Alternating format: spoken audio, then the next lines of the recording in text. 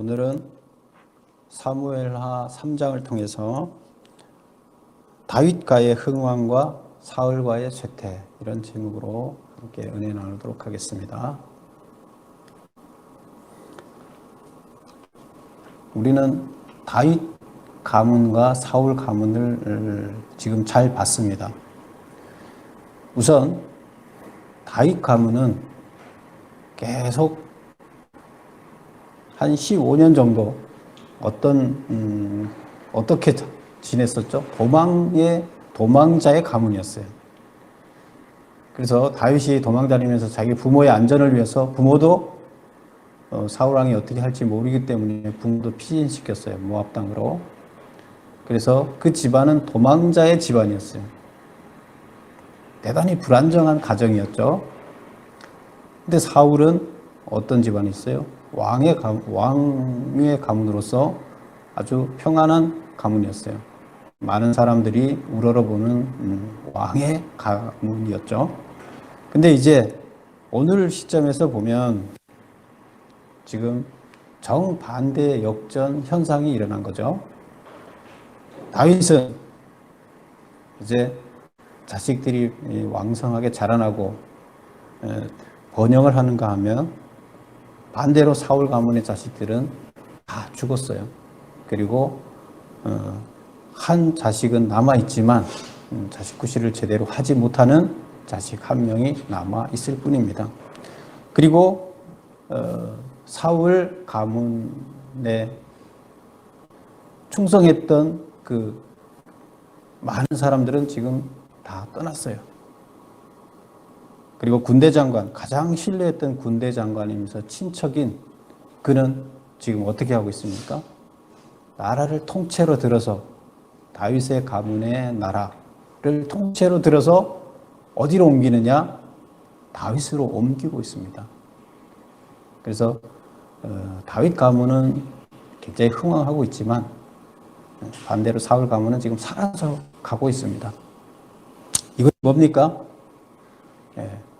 하나님의 역사입니다. 근데 우리는 세상적인 눈으로 바라봤을 때 어디가 크고 어디가 성장하고 그런 것을 세상적인 눈으로 우리는 계속 바라왔습니다. 15년 동안은 그렇지 않았어요. 지금같이 않았어요. 그런데 지금은 이제 역전 현상이 일어나고 있는 거죠. 그래서 우리는 지금까지 15년 동안 본 모습으로 사울을 평가하면 안 됩니다.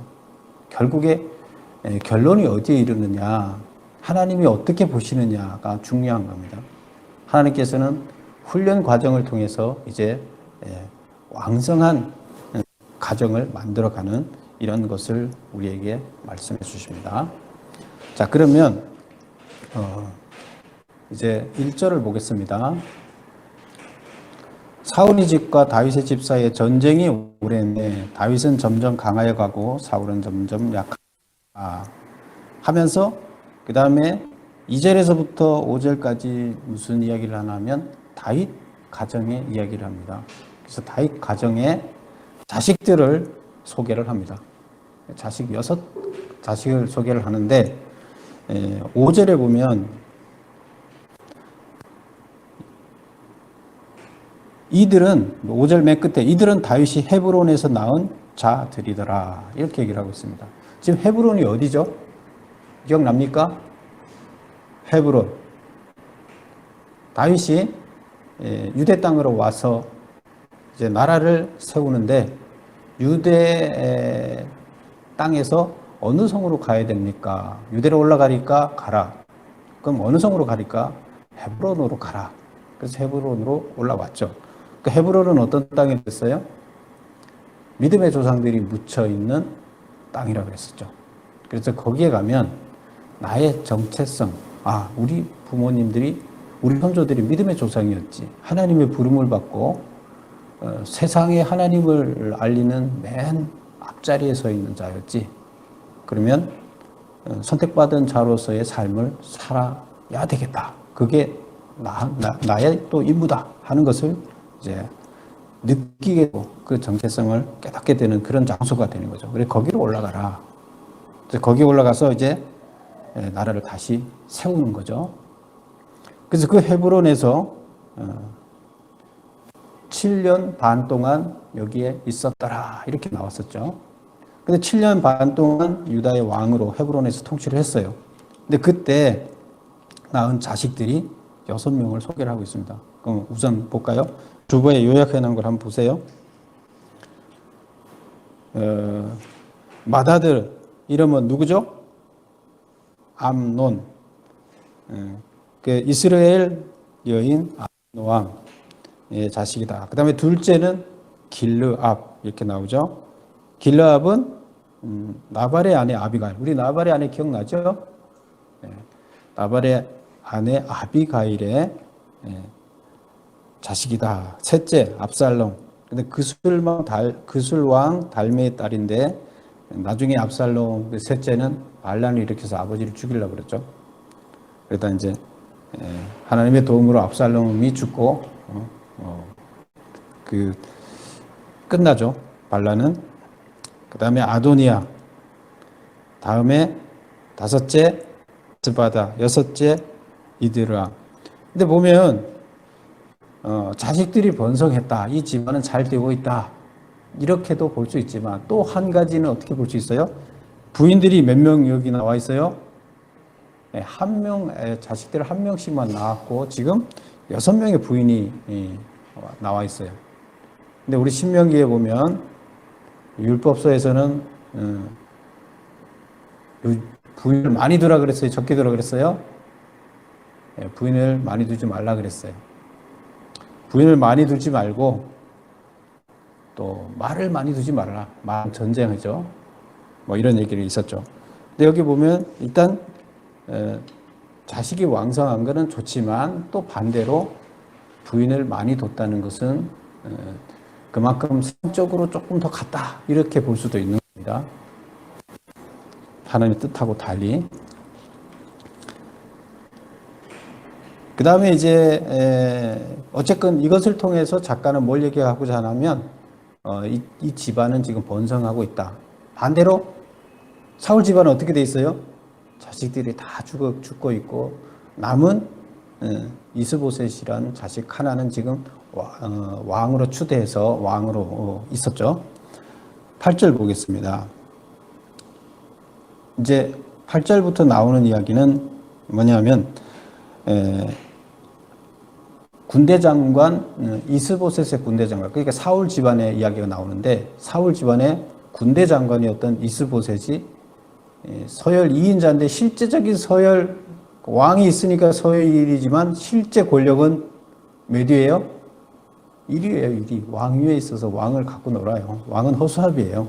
이스보셋은.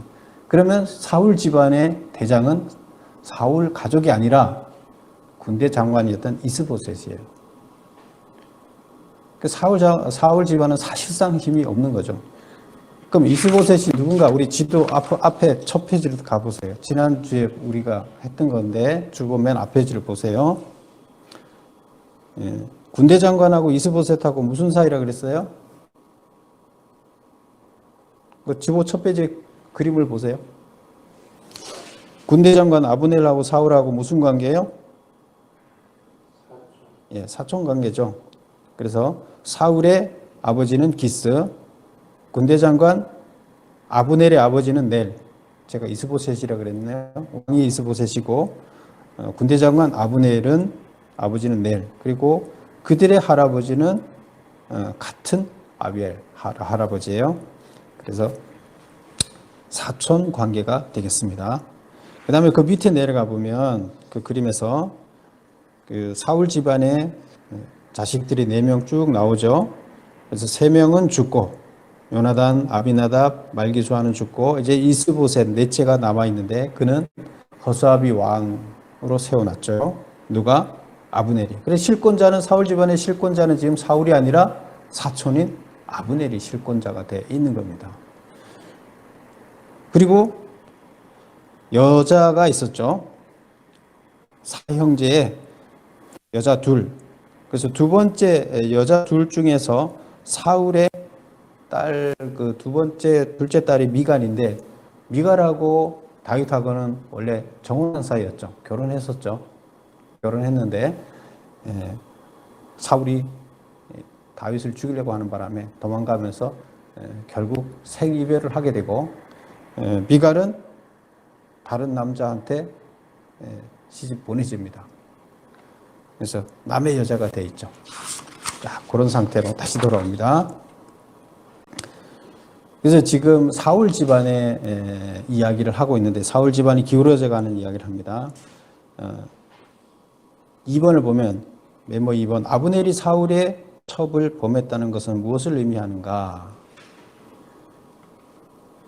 지금 아브넬이 군대 장관이죠. 군대 장관이 사울의 첩이 있는데 사울은 죽었죠. 죽었는데 그 첩이 있어요. 그 첩 이름이 보면 7절에 리스바라고 나오죠. 근데 그 리스바를 범했어요. 성경은 왜 이런 막 안 좋은 이야기들을 다 하죠? 있는 그대로를 표현하면서 회개하는 걸로 이제 썼다고 그랬었죠. 그래서 첩을 범했는데 그 첩을 범하면 옛날에는 그랬어요. 그 왕의 여자를 범하게 되면 그 왕을 정복하는 거예요.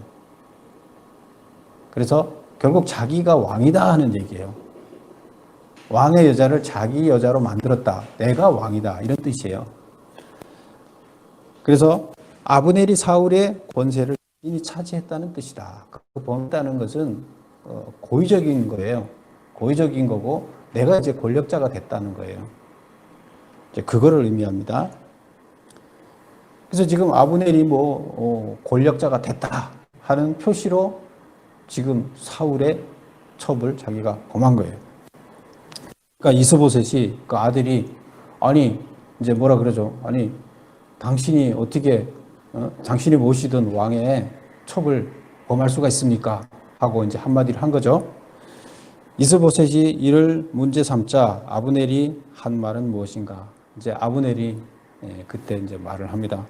자, 어디를 보냐면 8절을 보세요.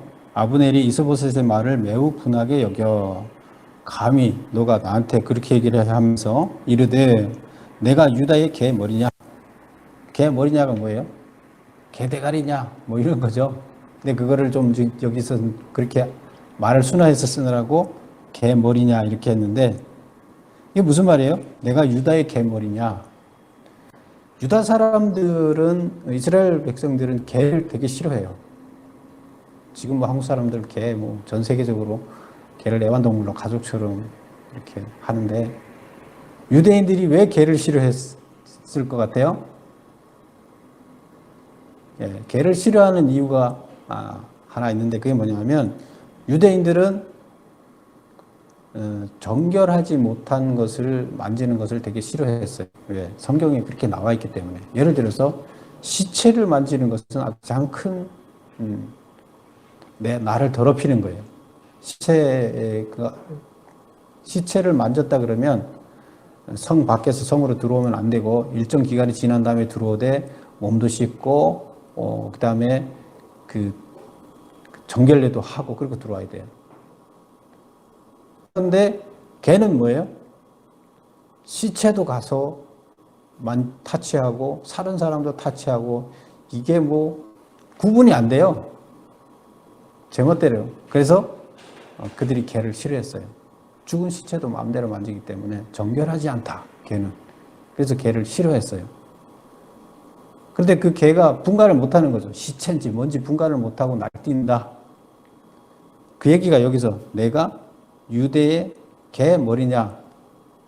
내가 유대의 개냐? 유대 사람들한테 가서 알랑대는 이게 개냐? 이제 이런 뜻이에요. 그런데 지금 이스라엘하고 다윗이 세운 나라가 유대죠.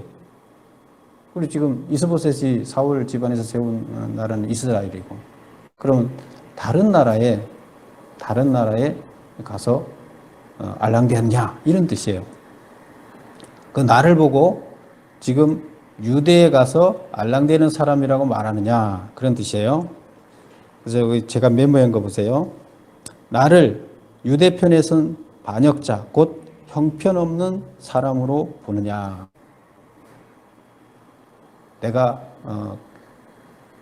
사울의 첩을 범했다 그래서 그렇게 형편없는 사람으로 보느냐고 거꾸로 이제 시비를 거는 거예요. 그 다음에 무슨 말을 하냐면 오늘 당신의 아버지 사울의 집과 그의 형제와 그의 친구에게 은혜를 베풀어 당신을 다윗의 손에 내주지 아니하였거늘 당신이 오늘 이 여인에게 관한 허물을 내게 돌리느냐. 내가 지금 없었으면 너희들은 다 다윗한테 가서 이제 죽었을 것이다. 근데 내가 다 지켜서 너희들을 지금 나라도 세워주고 왕으로도 삼아주고 다윗으로부터 여러분을 지켜줬더니 왕으로 세워줬더니 지금 여자 하나 건드렸다고 나한테 지금 이렇게 취급하는 거냐? 그런 뜻이에요. 그러면서 그 다음 이야기가 여호와께서 다윗에게 맹세하신 대로 내가 이루게 하지 아니하면 하나님이 아브넬에게 벌 위에 벌을 내리심이 마땅하니라. 이게 무슨 말일까요? 여호와께서 다윗에게 맹세하신 대로 하나님이 다윗에게 맹세했어요. 뭐라고? 다윗한테 뭘 주겠다고? 내가 이루게 하지 아니하면 하나님이 아브넬에게 벌 위에 벌을 내리심이 마땅하다. 하나님이 다윗에게 맹세한 게 뭐죠? 거기는 안 나오죠. 일단 8절, 9절에는 안 나오죠. 맹세하신 대로 내가 이루게 하지 아니하면, 뭔가를 약속을 했는데, 그거를 이루게 하지 않으면 하나님이 아브넬에게 벌을 내. 그래서 다윗이 일을 이루게끔 내가 하고 말겠다, 이제. 그러면 결국에 아브넬한테는, 아브넬 편을 안 들겠다는 얘기를 지금 갑자기 하는 거예요. 근데 그 맹세가 뭐냐? 10절에 보면 그 맹세는 곧 이 나라를 사울의 집에서 다윗에게 옮겨서 그의 왕위를 단에서 부엘세바까지 맨 이스라엘 북쪽에서부터 부엘세바는 남쪽 끝이에요. 그래서 이스라엘 전체를 얘기해요. 이스라엘과 유다에 세우리라 하신 것이라. 하나님이 다윗을 이스라엘의 왕으로 삼겠다고 한 약속, 맹세 이걸 얘기해요. 그래서 그것을 내가 이루게 하겠다. 다윗 편에 가서 그 하나님이 약속한 것을 이루어지도록 하겠다 얘기해요. 그럼 결국 무슨 말이에요? 배신하겠다는 거죠. 난 이스보셋 너를 배신하겠다. 내가 너를 왕으로 세웠는데 너가 나를 이상한 놈이라고 지금 얘기하는 거 아니냐. 너가 그렇게 얘기하면 나는 너가 나를 그렇게 보는데 내가 너한테 충성할 필요가 뭐 있냐. 난 그럼 다윗한테 가겠다. 적반하장이죠. 자기가 사고를 쳐놓고 그리고 그 얘기를 하니까 왜 나를 이렇게 찬밥 대우해? 내가 너한테 어떻게 했는데? 그럼 난 다윗한테 갈래. 이렇게 얘기를 하는 거예요. 사실은 자기는 이미 다윗한테 갈 수밖에 없는 이미 대사 다 기울어졌다는 걸 알고 이스보셋을 왕으로 세워놓고 권력자 역할을 하고 있지만 실제로 여기 남아있으면 미래가 없다는 걸 알고 있는 거죠. 이미 대세는 다윗한테 기울어졌고 하나님이 다윗 편을 들었기 때문에 이스라엘은 다윗한테 맡겨질 것이라는 것을 알고 있어요. 그래서 기회를 보고 다윗한테 가려고 하고 있다가 지금 자기가 빌미를 만들어서 자기한테 뭐라고 하니까 그걸 가지고 너가 나를 사람 취급 안 하면 나도 너 취급 안 하고 난 다윗한테 가겠다 이 얘기를 하는 겁니다. 그러자 11절에 보면 이스보셋이 아브넬을 두려워하여 감히 한마디도 대답하지 못해요. 간다 그러니까 그럼 자기는 뭐야? 아무것도 아니잖아요. 힘도 없고. 그래서 한마디도 못하고 그냥 가만히 있었어요. 괜히 우리 아버지 첩을 왜 건드렸습니까? 했다가 이제 그다음부터는 아예 말도 못하는 거예요. 4번, 메모 4번을 보겠습니다. 이 땅이 네 것이니까 라는 말에 깔려있는 이중적 의미는 무엇인가? 이제 12절부터가 뭐냐면 이제 11절까지는 그 아브넬하고 이스보셋하고 있던 이야기고 12절부터 쭉 나와서 16절까지 나오는 이야기는 이제 아브넬이 다윗을 찾아간 이야기입니다. 다윗을 찾아가서 다윗한테 가서 내가 이스라엘을 당신은 지금 유다의 왕인데 이스라엘은 이스보셋이 차지하고 있지만 내가 거기 권력을 갖고 있으니까 내가 그거를 통째로 당신한테 바치겠소 하고 협상을 하러 갔습니다. 그래서 12절 보세요. 아브넬이 자기를 대신하여 전령들을 다윗에게 보내어 이르되 땅이 누구의 땅입니까? 그래서 협상을 하려고 전령들을 보낸 거예요. 이 땅이 누구의 땅입니까? 또 이르되 당신은 나와 더불어 언약을 맺사이다. 나와 언약합시다. 내 손이 당신을 도와 온 이스라엘이 당신에게 돌아가게 하리이다 하니. 그럼 여기서 이 땅이 누구의 땅입니까? 라는 의미는 뭘까요? 아브넬이 지금 다윗한테 이스라엘이라는, 하나님이 준 이스라엘이란 이 두 나라 다 통째로 합친 거죠. 이 땅이 누구의 땅입니까? 하고 그런 질문은 뭐예요? 왕이 누구냐? 이 땅에 진짜 왕이 누구냐? 이제 이런 얘기가 되겠죠. 그래서 제가 그 표면적 뜻은 메모 보세요. 이 모든 이스라엘의 땅은 바로 다윗 당신의 것입니다. 그런 뜻이에요. 당신 땅, 당신의 왕이고 당신이 이 나라를 다, 두 나라를 다 통합 왕이 아닙니까? 이면적 의미는 하지만 실제로 이스라엘의 땅을 잡고 있는 사람은 바로 나 아브넬이다. 하나님이 당신한테 이 땅을 주기로 했지만 지금 현재 실권자는 나다. 당신은 그 중에 한 지파만 갖고 있고 나는 지금 11지파를 내가 다스리고 있다. 누가 실권자냐 이거죠. 그럼 내가 지금 당신한테 바칠 건데 그러면 나한테 뭐 줄 거냐 이제 이런 얘기죠. 즉 아브넬은 이 같은 말로서 다윗이 통일 왕국의 위협을 순조로이 달성하기 위해서는 반드시 자신의 협력이 필요하다는 사실을 강조하는 것이다. 이 땅이 누구의 땅입니까? 내가 지금 11지파의 땅을 차지하고 있습니다. 당신이 왕이 되려면 나를 무시하면 안 됩니다. 나를 존중해줘야 됩니다. 이런 이제 협상을 하는 거죠. 그 이야기가 이제 16절까지 이야기입니다. 그런데 거기 보면 13절 보면 13절 끝에 보면 내가 내게 두 번째 줄 내가 내게 한 가지 일을 요구하노니 나를 보러 올 때에 우선 사울의 딸 미가를 데리고 오라. 사울의 딸 미가를 데리고 오라. 다윗이 이렇게 얘기를 합니다. 좋다. 너 요구 조건 들을게. 그런데 너가 나라를 들고 나한테 바치러 올 때는 이제 전령을 통해서 협상을 했죠. 그 전령을 통해서 다시 메시지를 보낸 거죠. 나를 만나러 올 때는 그럼 어떻게 하라고요? 미갈의 딸, 사울의 딸 미갈을 데리고 와라. 그렇지 않으면 너를 안 만나겠다. 이렇게 얘기합니다. 미갈은 누구라고요? 사울의 딸인데 원래 다윗의 부인이었죠. 결혼했었죠. 14절 다윗이 사울의 아들 이스보셋에게 전령들을 보내어 이르되 내 처 미갈을 내게로 돌리라. 그는 내가 전에 블레셋 사람의 포피를 100개로 나와 정원한 자니라. 그러니까 이스보셋이 사람을 보내어 그의 남편 라이스의 아들 발디엘에게서 남편이 발디엘이에요. 그를 빼앗아 오매 그의 남편이 그와 함께 오되 울며 바후림까지 따라왔더니 아브넬이 그에게 돌아가라 하매 돌아가니라. 잘 살고 있어요. 다른 데 결혼해갖고 잘 살고 있는데 10년이 넘었어요. 결혼해서 사는데. 그 자식이 있는지는 모르겠어요. 여기는 안 나와 있으니까. 있다고 봐야 되겠죠. 그런데 강제로 지금 다윗이 왕이니까 너 그 이스라엘하고 우리하고 나라를 합병하려 그러면 데리고 와. 미가를 데리고 와. 그래서 강제로 데리고 옵니다. 그 남편은 쫓아오면서 울며 불면서 왔는데 군대 장관이 돌아가라 그러니까 할 수 없이 돌아갔어요. 생이별을 한 거죠.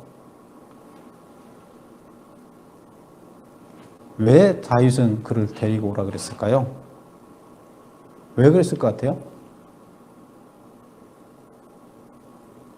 지금 부인이 6이나 있어요. 그걸 너무나 사랑해서 그를 자기 부인이어서 그럴까요? 여기 보면 뭐 자기가 대가를 치르고 포피를 블레셋 사람들 죽이고 그 포피를 잘라서 제공하고 그 대가로 여자를 결혼했다. 그래서 내 여자다. 그러니까 데리고 와라. 이렇게 얘기를 하는데 지금 11개 지파하고 10개 지파로 지금 나눠 있잖아요. 그 1개 지파는 다윗 편이지만 11개 지파는 실질적으로 다윗 편이 아니었죠. 그럼 11개 지파는 누구 편이에요? 사울 편이에요. 그리고 그들은 사울의 자식을 세워서 나라를 만들고 있었죠. 유다 쪽으로 넘어오지 않았어요. 그러면 지금 대세는 어디예요? 숫자적으로 봤을 때 대세는 원래 사울 쪽이 대세예요. 무슨 투표를 한다든가 선거를 한다든가 하면 뭐 그쪽이 당연히 될 수밖에 없죠. 그러면 지금 다윗은 그 나라의 지도자가 되려면, 대통령이 되려면 어떻게 해요? 왕이 되려면 어떻게 해야 돼요? 그 11개 지파를 어떻게 해야 됩니까? 내 편으로 만들지 않으면 안 됩니다. 왕이 되더라도 통치가 안 이루어져요. 장로들이 난 당신 왕으로 인정 안 해. 그러면 어떡하겠어요? 그렇다 그러면 다윗 입장에서는 명분이 필요해요. 사울과 연관된 명분이 필요해요. 그러면 미갈이 자기 그 처로 들어오게 되면 어떻게 돼요?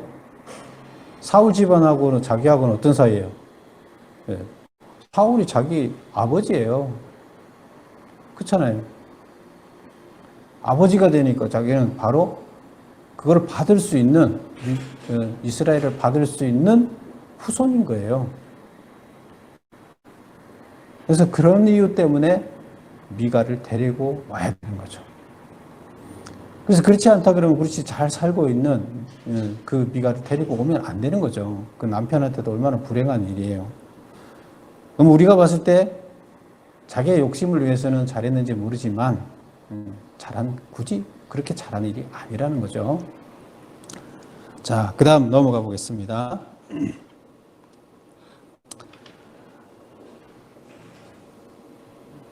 17절부터 이제 아브넬이 17절 보겠습니다. 아브넬이 이스라엘 장로들에게 말하며 이르되 너희가 여러 번 다윗을 너희의 임금으로 세우기를 구하였으니, 이제 아브넬이 뭘 하나 하면 장로들을 설득을 하는 겁니다. 다윗이 조건을 제시를 했죠. 이 나라를 들어 바치겠습니다. 그러니까 조건 제시했고 이제 그걸 해결했어요. 근데 그 다음에 뭐냐면 아브넬이 장로들을 설득해야 되죠. 11개 장로들을 설득해야 되는데 하나님이시다.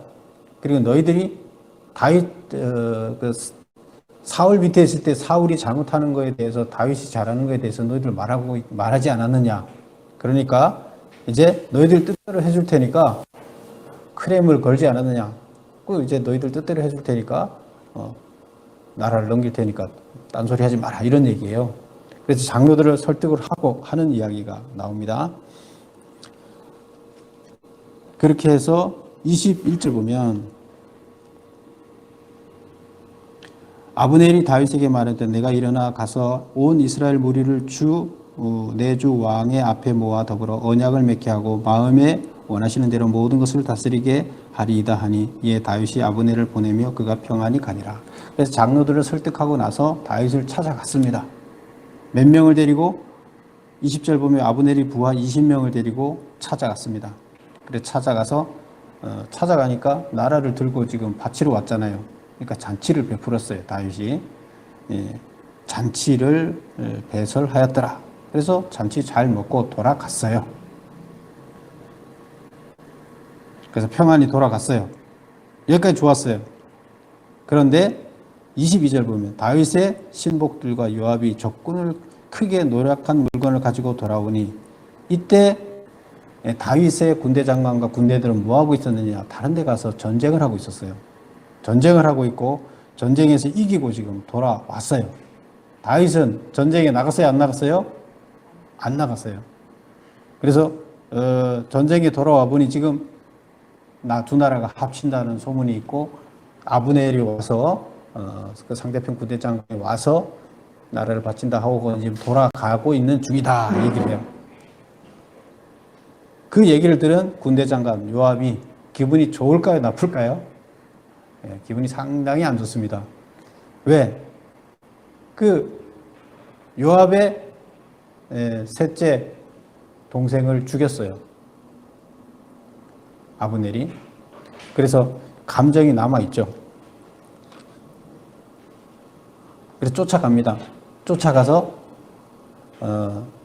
얘기 좀 합시다 하고 성으로 다시 돌아오게 해서 한 명만 살짝 데리고 와서 칼로 찔러 죽입니다. 그 얘기가 이제 22절부터 30절까지 이야기입니다. 그 30절 보세요. 요압과 그의 동생 아비새가 아브넬을 죽인 것은 그가 기브온 전쟁에서 자기 동생 아사헬을 죽인 까닭이었더라. 근데 이거를 다윗은 알아요, 몰라요? 몰라요. 다윗은 지금 죽일 때까지도 모르고 있었어요. 몰래 가서 이제 죽였기 때문에.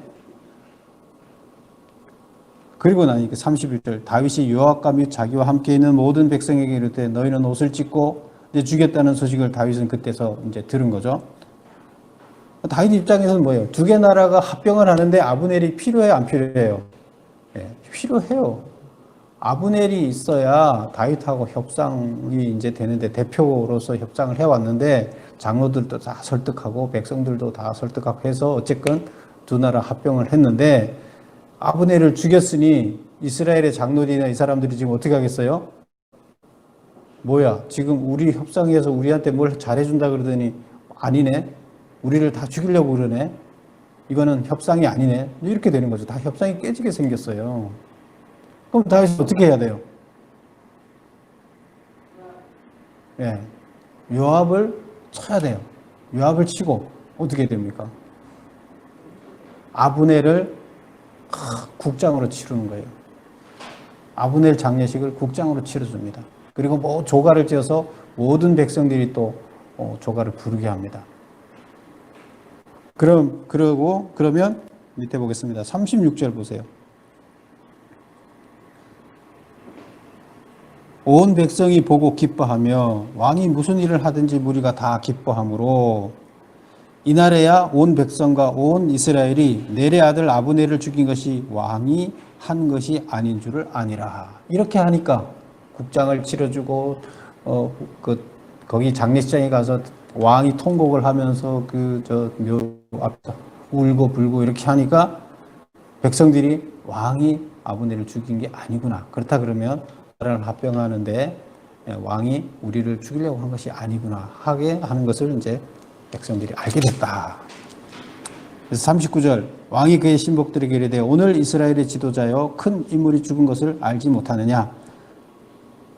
그래서 큰 지도자, 큰 인물이 죽었다 이렇게 얘기를 합니다. 그래서 합병하는데 문제가 없이 이 문제가 해결이 됐습니다. 그러나 자칫하면 요압 때문에 이 나라가 합쳐지는 거에 큰 문제, 걸림돌이 될 수가 있었어요. 그렇다 그러면 요압을 그냥 좋게 보면 안 되겠죠. 그래서 39절 보세요. 내가 기름을 부을받은 왕이 되었으나 오늘 약하여서 스루야의 아들인 사람들. 스루야가 누구라 그랬어요? 다윗의 누나. 그 요압이라든가 아비새 사람이 누구예요? 다윗의 누나의 자식들이죠. 근데 그들이 다 드세요. 그래서 군대 장관도 하고 그러는데 스루야의 아들인 이 사람들을 제하기가 너무 어려우니. 왜 지들이 나 말 안 들었죠? 누구예요? 이들이 조카였죠. 조카인데 자기 말 안 듣죠. 자기들 멋대로 하는 거죠. 여호와는 악행한 자에게 그 악한 대로 갚으실지로다. 그래서 그들을 저주를 합니다. 하나님 뜻에 어긋난 짓을 한다. 그래서 그들을 저주하는 이런 이야기로 3절을 맺습니다. 메모 7번을 보겠습니다. 요압이 유다로 기순하기로 한 아브넬을 죽인 이유는 기브온 전쟁에서 자기 동생을 죽였기 때문이에요. 다른 어떤 이유도 같은 국방부 장관이었는데 합치면 누가 위가 될 거냐 이런 것도 농공행상에서 자기가 밀릴 수도 있다는 그런 것도 있었겠지만 더 중요한 것은 자기 동생을 죽이는 원수예요. 그래서 가만두지 않겠다. 이제 이게 있었습니다. 그다음 8번 다윗이 애가와 금식으로 아브넬의 죽음을 애도한 이유는 다윗이 아브넬을 죽인 요압에게 저주를 선포한 이유는 백성들이 보고 기뻐하며 다윗이 아브넬을 죽이지 않았음을 알더라. 백성들의 마음을 이렇게 다잡아서 합병하기 위해서요. 두 나라가 합치기 위해서. 안 그러면 깨집니다. 그 다음에 요압이 사사로운 감정으로 이스라엘의 통일 작업을 방해했기 때문이다. 요압을 저주한 것은 결국 흩어진 나라가 하나가 돼야 되는데 요압이 그거를 자기 이 원수, 가족의 원수라는 이유 때문에 그걸 방해했기 때문이에요. 오늘 이야기를 보면 두 가문의 이야기, 두 가문의 중심으로 하는데 하나님께서 축복하시는 가문, 그다음에 하나님의 축복으로부터 멀어져 있는 가문을 우리가 보고 있습니다. 하나님의 축복을 받는 가문들은 먼저 뭐부터 찾아옵니까? 어려움부터 찾아옵니다. 여러 가지 어려움을 극복하면 하나님께서 찾아오셔서 훈련하고 있구나 하는 것을 깨달아야 되고요. 그 훈련 과정을 통해서 훈련이 끝나고 나면 나중에 하나님께서 그들을 사용하십니다. 그럴 때는 하나님의 축복이 충만해집니다. 그런데 사울의 가정들은 보세요. 하나님의 뜻대로 살도록 불러서 길을 열었는데 그들이 그 명령을 따르지 않고 다른 길을 계속 걸어가니까 거기에서 하나님이 떠나십니다. 하나님이 떠난 곳에는 어떤 일이 일어나느냐? 거기에는 바로 쇠퇴, 멸망밖에 없습니다. 하나님이 계시지 않으면 멸망이에요. 하나님이 직접 관여해서 훈련하는 거하고 그래서 어려운 거하고 하나님이 떠나서 쇠퇴하는 거하고는 완전히 틀린 거예요. 그건 정말 멸망이고 저주예요. 그래서 우리는 무슨 일이 있더라도 하나님 안에 거하면서 하나님께서 훈련시키고 하나님께서 사용하시는 자, 하나님이 거하는 자가 되어야 됩니다. 그랬을 때 어려움이 있더라도 모든 어려움이 끝나고 나면 하나님의 축복이 찾아온다 하는 것을 여러분은 알아야 될 것입니다. 여러분 모두 축복받는 여러분들이 되시기를 바랍니다. 기도하겠습니다.